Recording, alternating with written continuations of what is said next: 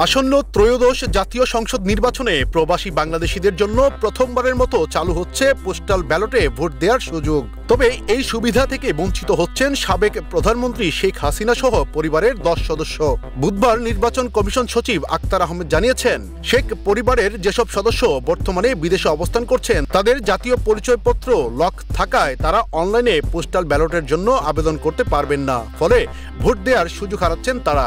যাদের NID block করা হয়েছে তাদের মধ্যে রয়েছেন শেখ হাসিনা, তার পুত্র সজীব ওয়াজেদ জয়, কন্যা সাইমা ওয়াজেদ পুতুল, বোন শেখ রেহেনা, বাগ্নি টিউলিপ রিজওয়ানা সিদ্দিক, আজমিনা সিদ্দিক, শাহিন সিদ্দিক, বুশরা সিদ্দিক, রাদওয়ান মুজিব সিদ্দিক এবং তারিক আহমেদ সিদ্দিক। ইসি সচিব বলেন, পোস্টাল ব্যালটের জন্য আবেদন করতে হলে সচল এনআইডি থাকতে হবে।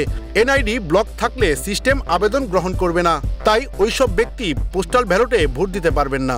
তবে তিনি আরও জানিয়েছেন, যদি কেউ দেশে ফিরে সশরীরে ভোট কেন্দ্রে গিয়ে ভোট দেন তাহলে কোনো বাধা থাকবে না। বর্তমানে শেখ হাসিনা ভারতে রয়েছেন। নিয়ম অনুযায়ী দেশে ফিরলে তিনি এবং শেখ পরিবারের অন্য সদস্যরা সরাসরি ভোট কেন্দ্রে গিয়ে তাদের ভোটাধিকার প্রয়োগ করতে পারবেন। এনআইডি লক করার পেছনে কোনো রাজনৈতিক উদ্দেশ্য রয়েছে কিনা এমন প্রশ্নে নির্বাচন কমিশন কোনো মন্তব্য করেননি। তবে কমিশনের কর্মকর্তারা বলছেন এটি নিয়ম অনুযায়ী হয়েছে। এদিকে প্রবাসীদের জন্য পোস্টাল ব্যালট আবেদন প্রক্রিয়া চলছে। যারা বৈধ এনআইডি সহকারে আবেদন করেছেন তাদের ঠিকানায় ডাকযোগে ব্যালট পাঠানো শুরু করবে নির্বাচন কমিশন। এস এম শামীম, সুখবর।